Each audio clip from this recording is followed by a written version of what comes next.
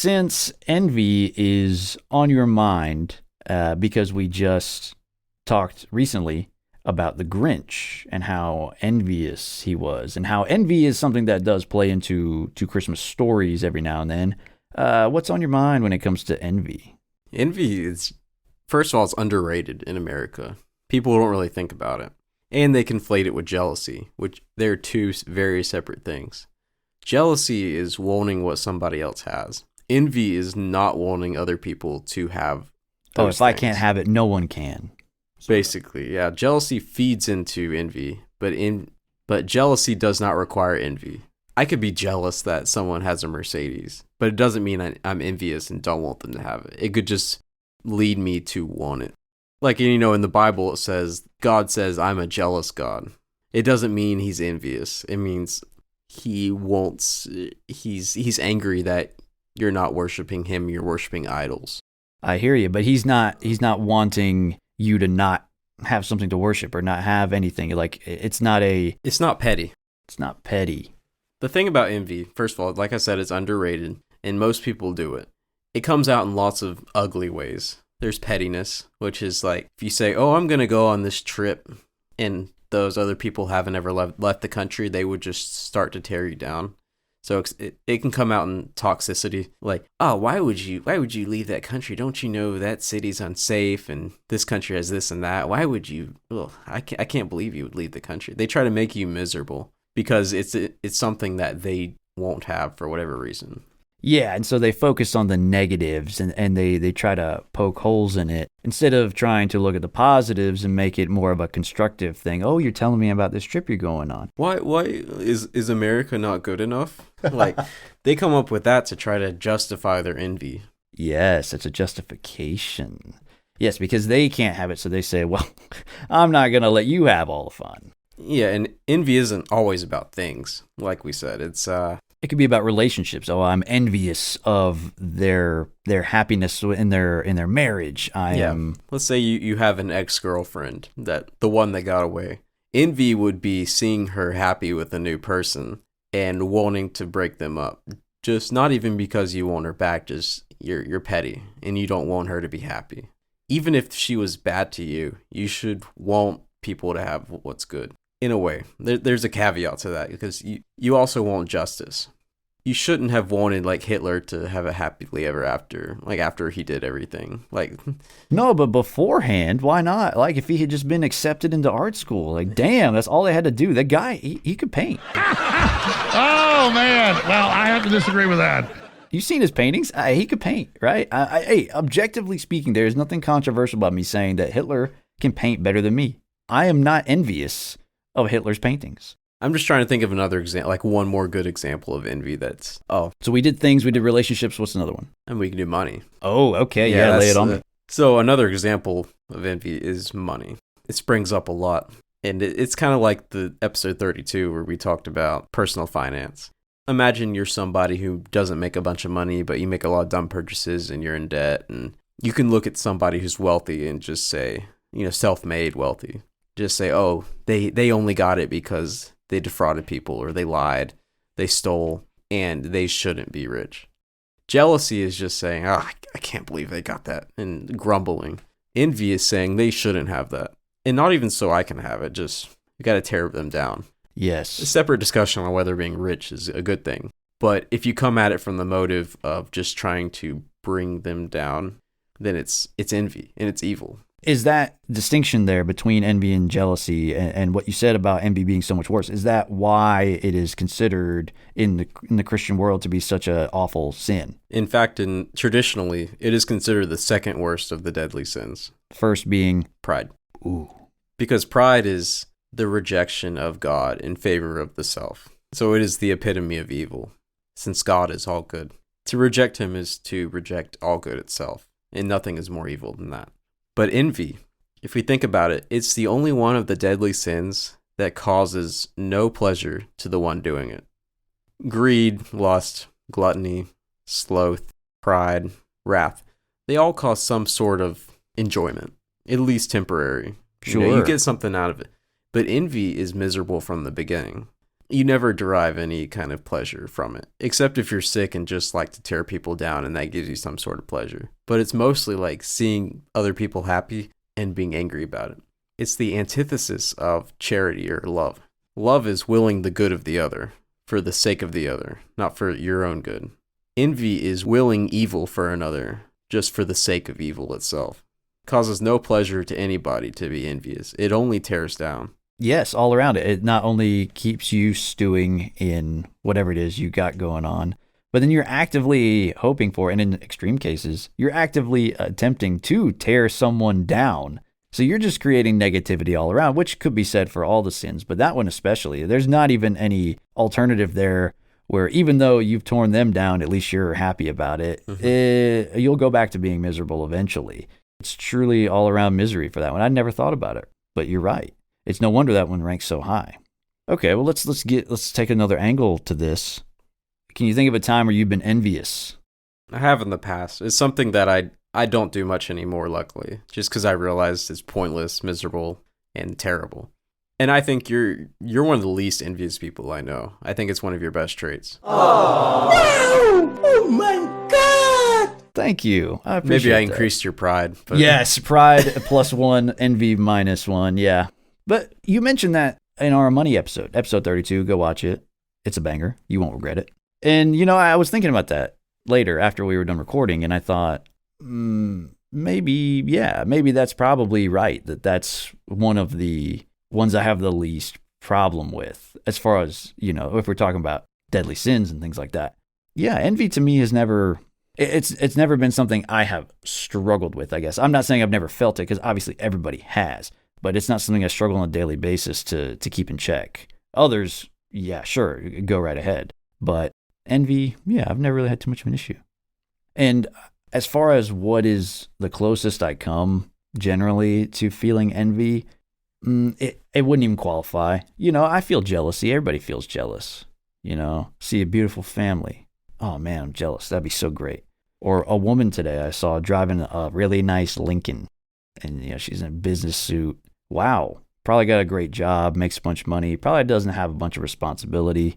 A little jealous. But as far as wanting them to not have that family or not have that Lincoln or that job, it doesn't bother me for whatever reason, because I think I have a pretty good ability to be happy, at least materially, with what I have. I'm a man of relatively simple pleasures. I can say, that's great. If you want that nice car, that nice job, that's fine. But I'm pretty happy where I'm at with what I have. As happy as anyone else is. Can I share a personal story? I won't give away much, but those who know me will know. A certain family member I interact with on a regular basis. Recently, her son, not me. It's not my mom, okay? But her son has lost a lot of weight recently, and he was very overweight before, and now he's a lot healthier weight. And he's doing this on purpose? Yes, of course. Okay. He went on a diet. I just didn't know if maybe he had a sickness or something. No. Okay, good. He went on a diet, and he lost probably 75 pounds or something crazy. And he looks really good now, I think. But when I interact with both of them together, at first, whenever he was losing the weight, his own mother would make deriding comments about him, saying how he looks so sickly. He doesn't. He's still, he is not below a normal weight yet. But he looks a lot better. Like, oh, you look sickly. Man, your face looks terrible. Saying that to her own son? Yeah. In front of everybody. Oh, now that's crossing the line there. If you say it, this is a little bit of a side note, hot take right here. If you say something like that to someone, just you two personally alone, that's bad enough. That's kind of rude. But if you're calling someone out in front of them, especially with something that this person was obviously struggling with, their weight, which they're already probably sensitive about, you definitely do not need to be tearing them down or really giving any opinion about it. And especially when they're going in the right direction. Exactly. This happened every time that I was with both of them. She would make comments. And she's much older than me, so I should have stayed in my station. I would defend him. I'd say, I think he looks good. That's all I did for a while. But one day, I kind of lost my cool. Oh, yeah. Here we go. And I said, why do you keep insulting him for losing weight? And they were both there. And she says, well, it's unhealthy. And I was like, he's adding years to his life. Do you not want him to live longer and healthier? Wow, Evan snapped. Yeah, that's the version of me snapping. Better weight, less health issues, by the way, like less flare-ups in bad health indicators. Of course. Like more healthy in the short and long term if he keeps it up. It will add to his quality of life and probably add years to his life as well. Agreed. And yet she kept tearing him down because it's not something that was happening to her. But man, did that shut her down. She like almost started crying. Actually, I felt a little, well, I wouldn't say I feel bad, but she never brings it up around us anymore. So that was an end to that. Well, good. And hopefully she learned from this and won't bring it up in public in front of anybody anymore, because that's unacceptable. It's one thing to fat shame people. Okay. I'm not above it. I think it has its place. I agree. But bringing people down for getting better is unacceptable. And there's no reason for it besides just envy. It's straight up envy. And it's even worse, it's her own son. Someone she says she loves, yet she's willing bad things to happen to him for her own pettiness or whatever her motives are. Now, let me ask you, what is this woman's weight situation? Overweight. Okay. That's it right there. I mean, obviously, that's her reason behind it, is that she is unable or unwilling. She's not unable. She is unwilling to go through that journey and that hardship herself.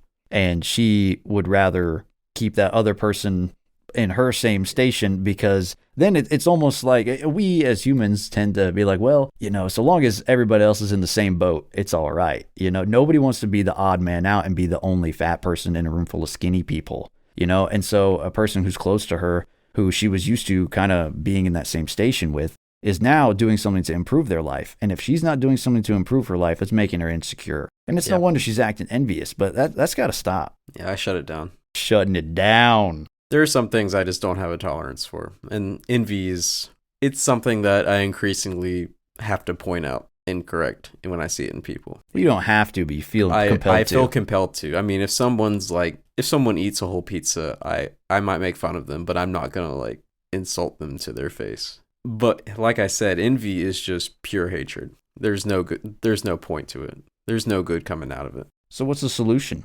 Well, the corresponding virtue that battles envy is gratitude. Also, kindness. Those are the two. So you have to be grateful for what you have and not always want more. That cures the jealousy part of it. But just kindness, like I said, charity, willing the good of the other for their own sake, not for any good you can get out of them, but for just wanting good things to happen to other people. Kindness. That's the antidote. It's just to have an actual charity towards others. I agree. But it's, convincing people of that. Easier said than done, sadly. Just be more charitable and have more gratitude and be kind. Wow. I never thought of that. You can make that case to people all the time, and sadly, it just doesn't get through to them. And I think, I don't know, people got to dig deep to do that. It's funny, last week or the week before, we got an email from HR saying, starting January 2023, we will be offering paternity leave paid for salaried people. There are people coming up to me like, man, you must be so mad, because, I could have gotten it. If I was an envious person, I would just be mad at the people who are pregnant now. Yeah, it just got in. Because there are two people I work with that their wives are going to hopefully give birth in 2023. So they're going to reap those benefits. And wow. They said, man, you must be so mad about that. I said, no, I'm not mad, because I'm not going to be angry at somebody for good things happening to them. I wish it would have happened to me too, but it is what it is. I'm not going to be mad at somebody for, getting that time off. Of course. What would I rather want? That nobody gets the time off? Yeah. I mean, yeah, that's the rationale. And it's like, it sounds so crazy when you put it out like that. It's insane how many people think like that. Oh, let me bring up another example that's common among conservative people. It was this way when I grew up, and now kids have it so easy these days. That's another example. If you have the wrong motives for saying that. If you just think that kids are lazy and they need to build in virtue, then sure, you can say stuff like that. But just saying, oh, I suffered when I was younger, so they should suffer too. For whatever reason. Well, hold up now. Now, I'm going to push back on you. And maybe this is just like a turn of phrase, so maybe you'll agree with me here. But I have to push back on that, because I think you will agree that there is value to suffering if it teaches virtue and teaches certain lessons. And it is an objective fact that these kids are not suffering in the same way that younger generations did, in a constructive way. They are suffering. they're suffering from anxiety and depression Yeah. from the bubble wrap of the modern world. Well, and just social media, really. And social media, and constantly having the FOMO and judging themselves based on these picture perfect social media profiles, etc. That's all been well documented by people much more well versed and more intelligent than me, but you get the idea. So some amount of suffering is necessary, and we should be encouraging that. But I do see where you're coming from, and I do know those type of people who are of an older generation who are almost so bitter that kids have the things they do and they get the opportunities that maybe these people, older people, didn't get. And that's wrong. I encounter it all the time. It is a type of bitterness. Like, for example, my parents, they paid for my college. Sure. And man, I have a friend at work, and he had to pay his way, and which is, it builds virtue and all that. But in my defense, I did get a lot of scholarships, so it didn't end up costing them that much. But, he was like insulting people who got everything handed to them. I get it, but also, why are you mad at me for not having like 100,000 in student loans? Is it really bad that I didn't have to pay off huge amounts of student loans and start my life off with debt slavery? Yeah, there's nothing wrong with that. I was fortunate to have good parents and, get good scholarships and all that. So he was just saying, oh, these people get everything handed to them, or their parents pay for it. I had to pay it off myself after college and work my butt off and do this and that. I'm sorry, but you shouldn't be mad at people for having opportunities given to them by their parents. Everybody is given things in life to varying degrees. Everybody gets opportunities and resources and all these other things, and people just paying attention to them and investing in them, in their time. Good teachers, good parents, if you have them, that teach you good lessons and good morals growing up. All those things are gifts that you don't earn. Everybody gets them to varying degrees. So it's not good to be angry at people for having received more gifts than you. As a wise man once said, don't hate the player, hate the game. Oh, I didn't even bring up the Grinch, but that would have been a great example, man. I was watching this with like my jaw open, like, because I forgot about it. I'm talking about the original, of course. Yes. It's just such a good short movie.